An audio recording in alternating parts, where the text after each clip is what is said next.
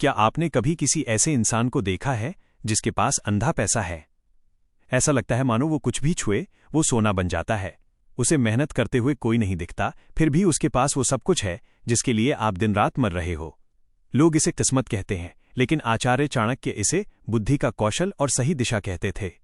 चाणक्य नीति के अनुसार धन केवल पसीना बहाने से नहीं आता, बल्कि उसे आकर्षित करने के लिए एक विशेष मानसिक बनावट और कूटनीति की आवश्यकता होती है। आज मैं आपसे वो बातें करूंगा जो न आपके स्कूल ने बताई, न आपके समाज ने और न ही आपके परिवार ने। और जानते हो क्यों? क्योंकि उन्हें खुद नहीं पता था। वे खुद उस टूटे हुए चक्र का हिस्सा हैं जहां महीने की पहली तारीख को धन आता है और 10 तारीख तक सिर्फ चिंताएं बचती हैं। पैसे का सबसे बड़ा सच पता है क्या है? आचार्य चाणक्य ने हजारों साल पहले ही ये स्पष्ट कर दिया था कि पैसा केवल शारीरिक परिश्रम से नहीं आता। अगर ऐसा होता तो जंगल का राजा गधा होता, शेर नहीं। पैसा आता है एक गुप्त योजना से, एक ऐसी सोच से जो आपके भीतर बसी होती है। बचपन से आपको सिखाया गया कि पैसा पेड़ पर नहीं उगता, ज्यादा लालच मत करो, ईमानदार लोग कभी अमीर नहीं होते। चाणक्य के अनुसार ये शब्द नहीं है, ये आपके दिमाग में डाली गई दरिद्रता की जंजीरें हैं। इसी वजह से आप चाहे कितनी भी मेहनत कर लो, आप वहीं खड़े हो जहां कल थे। आप तंत्र के पीछे भाग रहे हो, जबकि अमीर और बुद्धिमान लोग तंत्र के स्वामी होते हैं। क्या आप तैयार हो उस एक फैसले के लिए जो आपकी आने वाली 7 पीढ़ियों की गरीबी मिटा सकता है? अगर हां, तो इस ज्ञान को पूरा समझना, वरना आप उसी भीड़ का हिस्सा बनकर धीरे धीरे खत्म हो जाओगे। चलिए अब उस गड्ढे की बात करते हैं जिसमें 99% आबादी गिरकर दम तोड़ देती है। इसे कहते हैं असफलता का चक्र। क्या आपने कभी गौर किया है कि आपके आसपास के ज्यादातर लोग एक ही जाल में फंसे हुए हैं? महीने की शुरुआत में चेहरे पर 2 दिन की रौनक रहती है और 10 तारीख आते आते वही पुरानी तनाव वाली स्थिति शुरू हो जाती है। खर्चा कैसे चलेगा? कर्ज कैसे जाएगा? बचत तो कुछ हुई ही नहीं। चाणक्य ने इसे चूहों की दौड़ कहा है, और इस दौड़ की सबसे बड़ी त्रासदी ये है कि अगर आप जीत भी गए तो भी आप रहेंगे एक चूहे ही। आखिर लोग ताउम्र गरीब क्यों रह जाते हैं? इसके पीछे कोई चमत्कार नहीं है, इसके पीछे है हारने की आदत। पहला कदम है कमाओ और उड़ाओ। जब एक साधारण इंसान की आमदनी बढ़ती है तो उसके खर्चे अचानक उससे भी तेज बढ़ जाते हैं। इसे जीवन शैली का दिखावा कहते हैं। आप अपनी सामर्थ्य से ज्यादा बड़ा फोन लेते हैं, वो गाड़ी खरीदते हैं जिसकी आपको जरूरत नहीं है, सिर्फ इसलिए ताकि उन लोगों को प्रभावित कर सकें जिन्हें आप पसंद भी नहीं करते। चाणक्य कहते थे कि दिखावे में खर्च किया गया धन दरिद्रता को आमंत्रण देता है। दूसरा कदम है कर्ज का जाल। जब दिखावे की भूख बढ़ती है तो उधार और किस्तों की शुरुआत होती है। अब आप उस पैसे को खर्च कर रहे हैं जो अभी तक आपने कमाया भी नहीं है। मुबारक हो, अब आप साहूकारों और संस्थाओं के स्थायी गुलाम बन चुके हैं। अब आप चाहकर भी अपनी नापसंद नौकरी नहीं छोड़ सकते, क्योंकि अगर आपने काम छोड़ा तो आपकी सुख सुविधाएं छीन ली जाएंगी। सुनो, ये जो चक्र है न, ये कोई इत्तेफाक नहीं है। इसे ऐसे ही बनाया गया है। तंत्र चाहता है कि आप डरे हुए रहें, आप कर्ज में दबे रहें और आप अपनी जिंदगी के सबसे बेहतरीन साल किसी और के सपने को पूरा करने में लगा दें। गरीब इसलिए गरीब नहीं है कि उसके पास पैसे नहीं है, बल्कि इसलिए है क्योंकि वो अपनी झूठी शान को शांत करने के लिए अपनी आज़ादी बेच देता है। अगर आप इस लूप से बाहर निकलना चाहते हैं तो आपको पहले अपनी आंखों पर बंधी उस पट्टी को उतारना होगा जिसे समाज सुख सुविधा कहता है। चाणक्य नीति कहती है कि धन का आगमन वहां होता है जहां बुद्धि का वास होता है। कुछ लोग मिट्टी छूते हैं और वो सोना बन जाती है, क्योंकि उन्हें हर जगह अवसर दिखते हैं, जबकि साधारण लोगों को सिर्फ कठिनाइयां और महंगाई दिखती है। लोग कहते हैं उसका समय अच्छा चल रहा है, पर चाणक्य कहते थे कि समय सबका एक जैसा होता है, बस देखने का नजरिया अलग होता है। आपके दिमाग के अंदर एक छाननी होती है। अगर आपके दिमाग में गरीबी और कमी की कोडिंग है तो आपका दिमाग सिर्फ वही खबरें ढूंढेगा जिससे आपकी निराशा बढ़े। बाजार गिर गया, नौकरी नहीं मिल रही, सब कुछ महंगा हो गया। आपका दिमाग आपको वही दिखाएगा जो आप मानते हो। लेकिन एक अमीर और चाणक्य बुद्धि वाले इंसान का मन अलग तरह से काम करता है। उसके दिमाग में मौके ढूंढने की लत होती है। जहां लोग समस्या देखकर रो रहे होते हैं, वहां वो उस समस्या का समाधान बेचकर धन कमाने का तरीका ढूंढ लेता है। उसका दिमाग 24 घंटे एक ही सवाल पूछता है, यहां क्या कमी है जिसे मैं अपनी बुद्धि से पूरा कर सकता हूं? और जैसे ही उसे जवाब मिलता है, धन की वर्षा शुरू हो जाती है। दूसरा सूत्र है, पैसा औजार है, मंजिल नहीं। गरीब इंसान पैसे की पूजा करता है, उसे तिजोरी में बंद करके रखना चाहता है।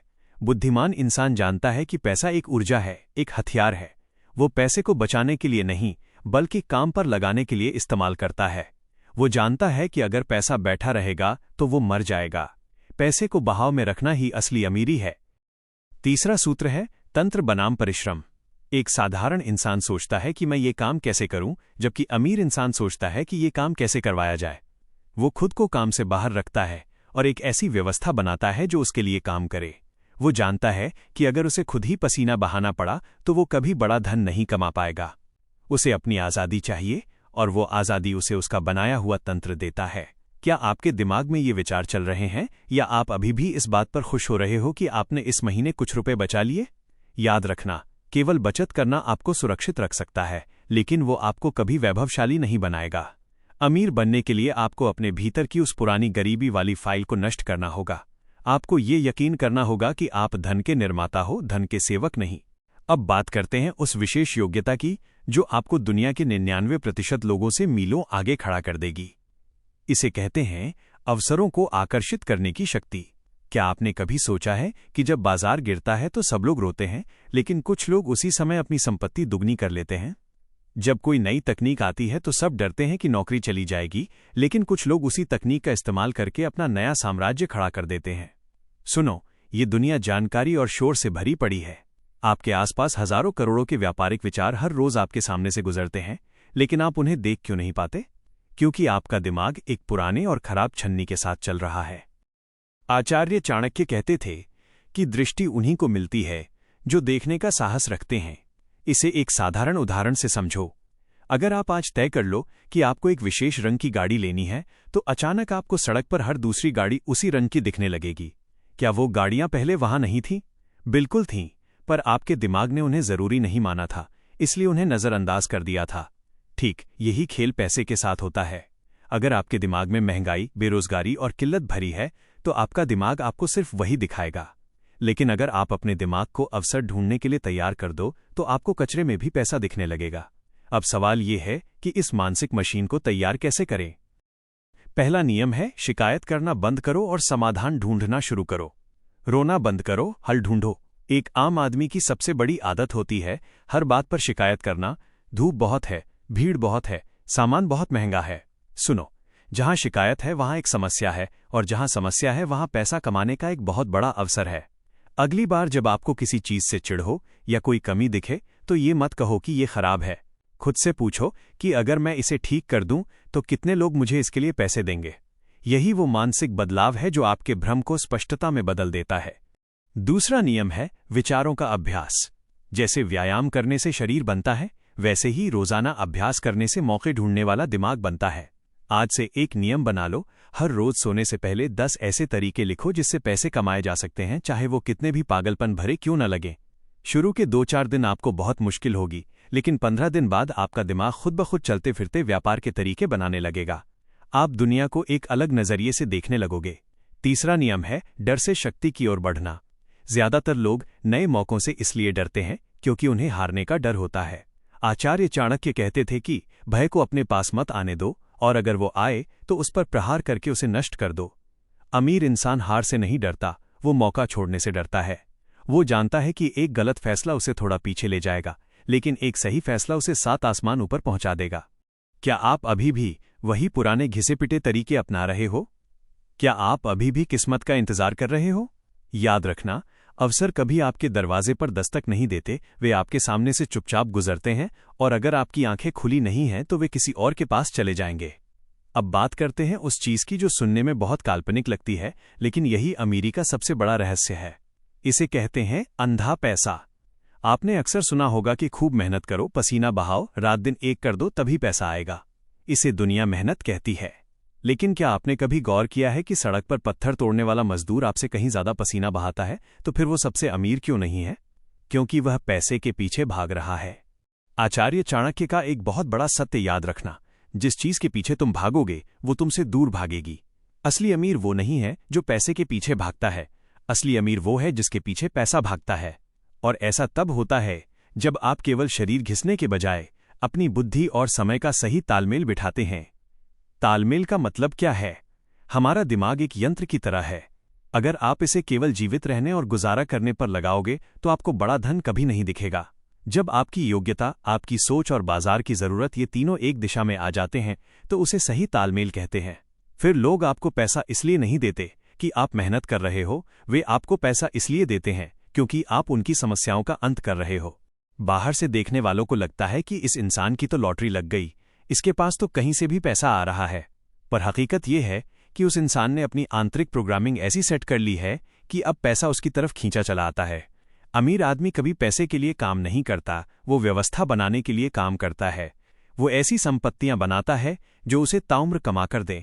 वो जानता है कि अगर उसने एक बार सही तंत्र खड़ा कर दिया तो जब वो सो रहा होगा तब भी उसके खाते में पैसे गिर रहे होंगे। क्या आपको अभी भी लगता है कि 14 घंटे की मजदूरी आपको अमीर बना देगी? भूल जाओ।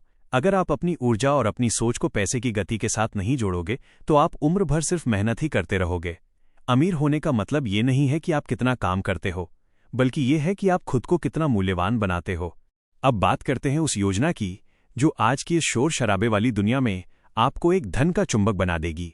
इसे लोग जादू समझते हैं, पर यह शुद्ध बुद्धि और संकल्प का मेल है।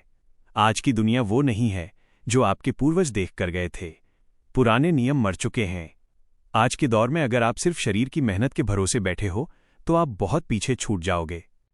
आज अमीर बनने का रास्ता आपके भीतर की दुनिया से होकर गुजरता है। पैसा सिर्फ कागज का टुकड़ा नहीं है, पैसा एक शक्ति है।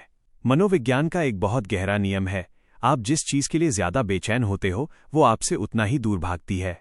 अगर आप पैसे के पीछे एक भिखारी की तरह भाग रहे हो तो कुदरत आपको भिखारी ही समझेगी और आपको सिर्फ उतनी ही भीख यानी तनख्वाह देगी जिससे आपका गुजारा हो सके। अमीर दिमाग कभी बेचैन नहीं होता, वो पूर्णता में जीता है। वो जानता है कि वो मूल्य पैदा कर रहा है, इसलिए पैसा उसका पीछा करेगा ही। आध्यात्मिक और मानसिक रूप से आपको उतना ही मिलता है जितने की आप पात्र होते हैं। आचार्य चाणक्य का मानना था कि अपनी पात्रता बढ़ाए बिना बड़ा पैसा टिकता नहीं है। क्या आपने देखा है कि जो लोग अचानक लॉटरी जीतते हैं वे 2-4 साल बाद फिर से उसी गरीबी में पहुंच जाते हैं?